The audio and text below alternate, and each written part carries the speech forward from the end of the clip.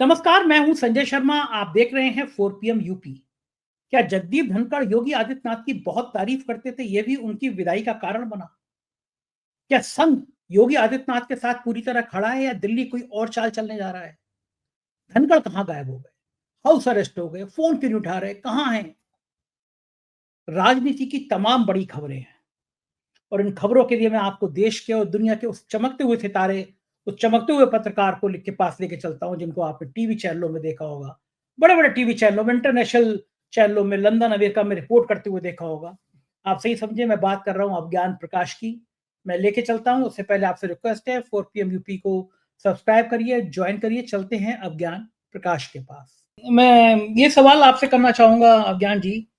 कुछ जगह यार लोग बड़ी चिंता कर रहे हैं कि धनखड़ साहब गायब कहाँ हो गए, हाउस अरेस्ट हो गए, कहाँ चले गए, किसी से बात नहीं कर रहे, संपर्क नहीं कर रहे, फोन नहीं उठा रहे। क्या ये देश को चिंता करने वाली बात नहीं है कि धनखड़ साहब गायब कहाँ हो गए? हाँ, नहीं, ये तो सही बात है। ये तो चिंता का विषय है, लेकिन मैंने कहा ये सारी बातों का हम और आप कोई जवाब नहीं दे सकते। इसका जवाब धनखड़ साहब को खुद देना होगा। ऐसा तो मैं नहीं, मतलब मुझे तो नहीं समझ में आता कि ऐसी कोई स्थिति होगी कि वो बाहर आके एक बाइट ना दे सके। अगर मान लीजिए हाँ, धनखड़ साहब ने आके 20 सेकंड की बाइट ही दे दी कि मैं दबाव में हूं, तो ये देश हिल जाएगा। ठीक बात है। दूसरा, मैं आप देखिए कि जब धनखड़ साहब ने रिजाइन कर दिया, रात को उनका रिजाइन सामने आ गया सोशल मीडिया पे, रात गुजरी, दिन गुजरा, जब आलोचना होने लगी, प्राइम मिनिस्टर ने पूछा तक नहीं, तो बस सिंपल प्राइम मिनिस्टर ने ट्वीट कर दिया कि उनके अच्छे हेल्थ की मैं कामना करता हूँ। पड़ोस में तो घर है, गाड़ी उठा के देखने चले जाते। 20 करोड़ की बीजेपी है, 20 करोड़ लोगों की।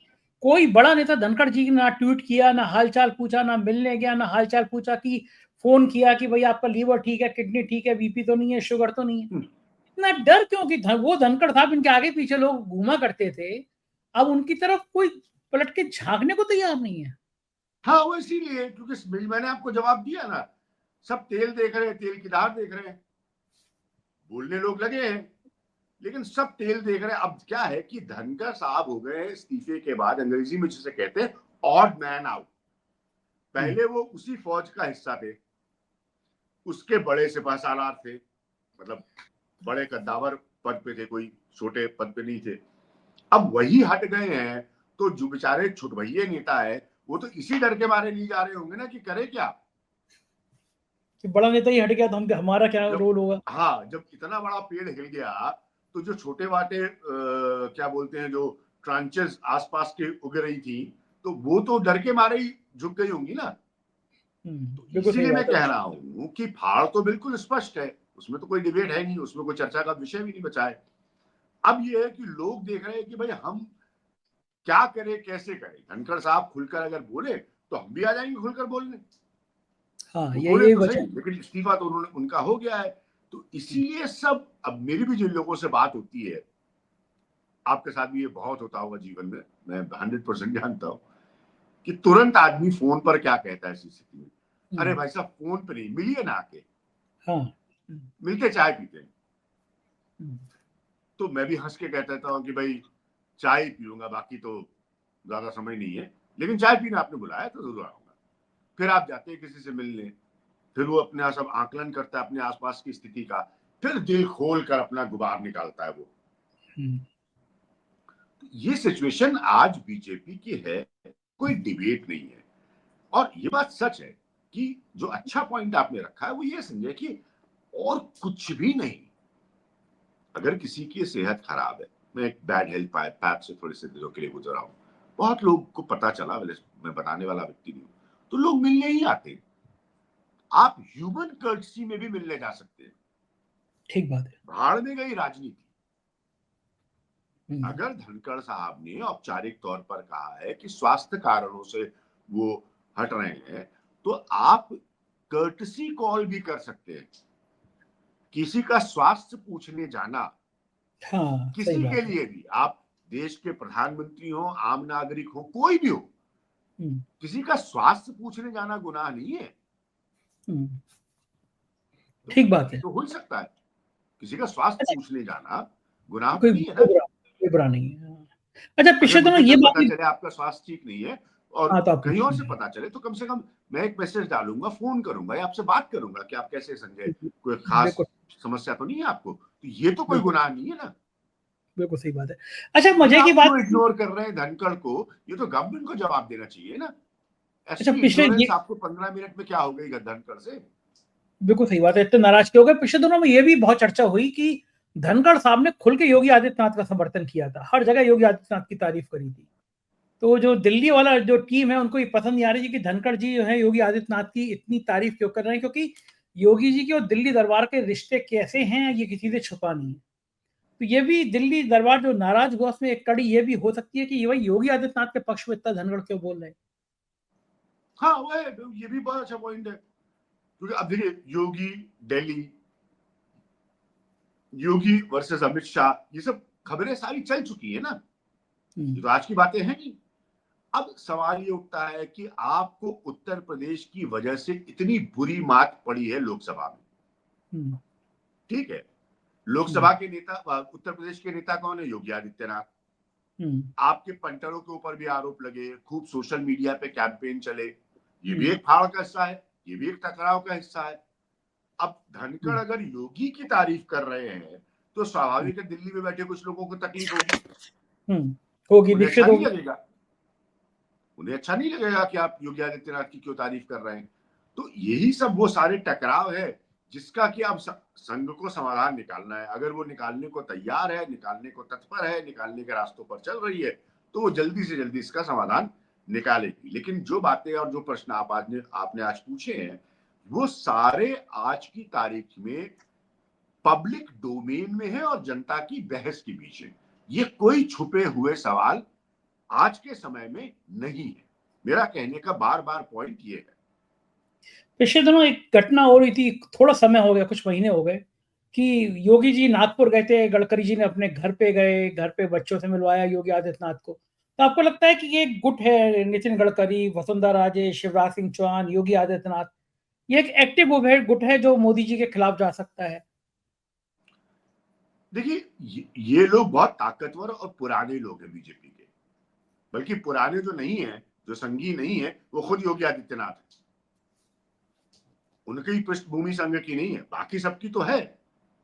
सब पूरी तरह से पूरा जीवन अपना समर्पित करके रहे हैं संघ के लिए। तो ये गुट अपने आप में स्वाभाविक तौर पर तैयार तो हो ही सकता है, इसमें तो कोई दो राय नहीं ना। अब उसमें योगी आदित्यनाथ जुड़ गए हैं क्योंकि वो एक बड़ा चेहरा बन चुके हैं, वो एक बड़ी हिंदुत्व की, जो कट्टर हिंदुत्व है उसकी आवाज के हिसाब से उन्होंने अपने आप को पोजीशन किया है। तो ये जो है, ये एक व्यवस्था विद इन व्यवस्था, मतलब system with in system. Politics में जैसा कई बार हमने देखा है, कई पार्टियों में ऐसा हुआ है, कोई बीजेपी में पहली बार हो रहा है ऐसा नहीं है, कांग्रेस में हुआ है, अलग अलग पार्टियों में हुआ है। तो ये तो जरूर हो सकता है। उसी कांग्रेस में हमने वो भी दिन देखे जब जाते हुए नरसिम्हा राव लौट के आ गए, प्रधानमंत्री बन गए।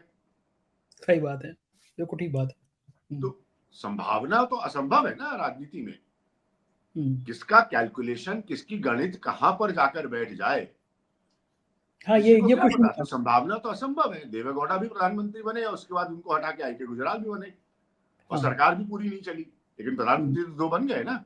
दोनों बन गए। तो चंद्रशेखर की कहानी, विश्वनाथ प्रताप सिंह की, कितने प्राइम मिनिस्टर्स की स्टोरी बता दूं आपको। बिल्कुल ठीक बात है, ये ये सब तो ये क्यों नहीं कोई एक लॉबी क्रिएट हो सकती है, आराम से क्रिएट हो सकती है। सवाल ये कि संघ किस भूमिका में रहेगा, संघ किसका साथ देगा। अच्छा, आपको क्या वही एक लगता है कि चीज है। संघ योगी आदित्यनाथ के साथ इस हद तक खड़ा होगा कि योगी आदित्यनाथ मोदी के बाद विकल्प बन जाएं? ये कहना मुश्किल है मेरे लिए। इसलिए मुश्किल है क्योंकि पारंपरिक तौर पर, और संघ में ये बात बहुत मायने रखती है, अंततः जो भी हो, अटल जी जैसे नेहरूवियन सोशलिस्ट भी हो, लेकिन संघ की पहली प्राथमिकता उसका मूल प्रचारक होता है। ये संघ का स्वभाव है। और इस पॉइंट पर गडकरी, शिवराज, ये लोग स्कोर करते हैं। तो पूरा समर्थन योगी आदित्यनाथ को किसी दिन कभी मिल पाएगा, ये अभी मैं नहीं कह सकता, क्योंकि संघ का अपना निर्णय लेने का स्वभाव यह है कि जब वो सत्ता में आने की स्थिति देखता है तो उसकी पहली प्रेफरेंस, पहली प्राथमिकता उसका मूल प्रचारक ही होता है, जिस बात का सबसे बड़ा फायदा खुद नरेंद्र मोदी को भी मिला है। ठीक बात है, प्रचारक थे, इसी नाते उनको फायदा भी मिला। जी, एक ये एक उनकी भूमिका रही है। बूम करे। एक चीज की बीजेपी के नेताओं में बहुत नाराजगी है, वो ये है कि भारत पाकिस्तान के बीच जब झड़प हो रही थी उसके बाद ट्रंप ने जिस तरह भारत की बेइज्जती करी, इतनी बार 25-26 बार कहा कि मैंने युद्ध रुकवाया, मैंने युद्ध रुकवाया। वो मोदी जी आंख में आंख डाल के कह नहीं पा रहे कि तुम झूठ बोल रहे हो, तुमने नहीं रुकवाया, हमने हमने अपने मन से रोका। क्यों मोदी जी डर रहे हैं अमेरिका से इतना? उसके बहुत सारे आर्थिक कारण हैं, लेकिन ये बात बिल्कुल सच है कि वो अमेरिका को जवाब नहीं दे पा रहे हैं। जिस तरह का जवाब उनको देना चाहिए था, जिस तरह का जवाब इंदिरा गांधी ने रिचर्ड निक्सन को दिया था, मैं इतिहास के पन्ने नहीं खोलना चाहता, लंबा समय हो जाएगा, आप उस तरह का जवाब नहीं दे पा रहे हैं। और दूसरा, मुझे बहुत दुख के साथ ये कहना पड़ रहा है, क्योंकि सेना के साथ मैंने 20-25 साल बहुत कार्यक्रम किए, सेना के शौर्य और पराक्रम को अपनी राजनीति से मत जोड़िए। सेना ने शौर्य और पराक्रम अलग अलग सरकारों के दौरान दिखाया है, तो आपके लिए दिखाया ये कोई पहला मौका नहीं है। सेना हमेशा दिखाती है। तो इसलिए सेना का पॉलिटिसाइजेशन मत कीजिए। आपको समझ में नहीं आ रहा है कि आपके ऊपर रिएक्शन क्या होगा। वो जितना अटल बिहारी वाजपेयी के साथ खड़ी थी, उतना इंदिरा गांधी के साथ खड़ी थी। तो सेना का ऑपरेशन सिंदूर पे जवाब देते वक्त अपनी बातों को छुपाने के लिए सेना से, मैं राजनाथ सिंह को भी सुन रहा था, बहुत कमजोर जवाब था उनका संसद में, तो सेना को आगे रखना, सेना का ये कहना, सेना को जवाब नहीं देना है, जवाब देना है अगर आपको तो अमेरिका को दीजिए। वो दे नहीं पा रहे हैं। जिसने टैरिफ ट्रेडिंग पर आपको बता दिया कि आप वैश्विक आर्थिक स्तर पर कहां खड़े हैं। ये जो भक्त थे, ये दोनों पॉइंट्स, बहुत अच्छा प्रश्न है आपका, ये मैं देश के सामने आपके माध्यम से, आपके व्यूअर्स के सामने, ये दोनों को बिल्कुल हमेशा के लिए अलग कर देना चाहिए। सेना अलग है और सेना का पराक्रम, ऑपरेशन सिंदूर और उससे जुड़ी हुई राजनीति, इन दोनों को एक कर देखना बिल्कुल गलत होगा इस देश के साथ। मैं बिल्कुल स्पष्टता कहता हूं, क्योंकि बहुत सम्मान है मेरे हृदय में, आपके हृदय में, सेना के लिए। वो देश के लिए, सरकार किसी की भी हो, वो पराक्रम दिखाती ही दिखाती है। तो आप इसको ना कोई सिंगुलैरिटी समझकर कि पहली बार ऐसा हुआ, ओन अप नहीं करिए। उसका पराक्रम है, आपका पराक्रम नहीं है। ठीक है, आपकी सरकार है, लेकिन वो देश की सेना है। ऐसी स्थिति का निर्माण कल शायद आपकी सरकार ना हो तो भी हो सकता है, तब भी सेना यही पराक्रम दिखाएगी। हाँ, सरकार किसी की भी हो, सेना का, जैसा कि सेना का इतिहास है। सही बात है, हमेशा ही किया। डोनाल्ड ट्रंप को आपको जवाब देना है। आप अभी लंदन होके आए हैं, आप जाइए ना।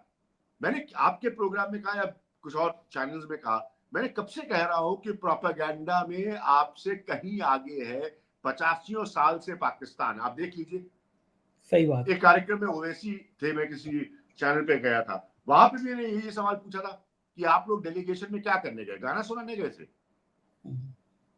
कुछ नहीं कर है, गाना सुनाने गए थे, नाचने गए थे, शायरी।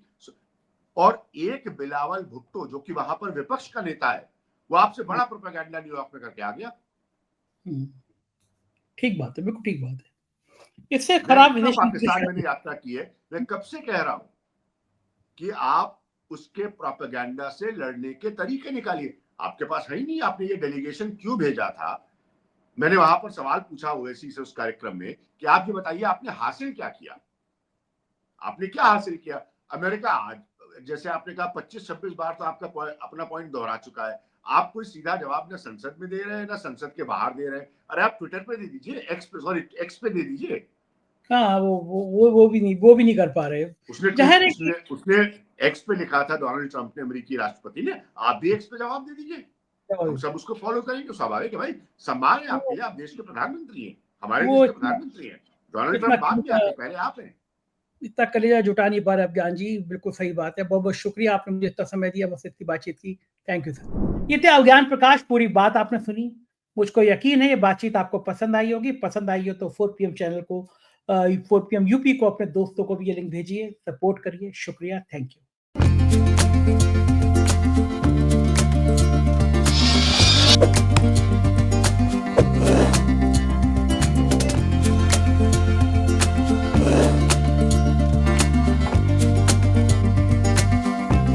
हैं।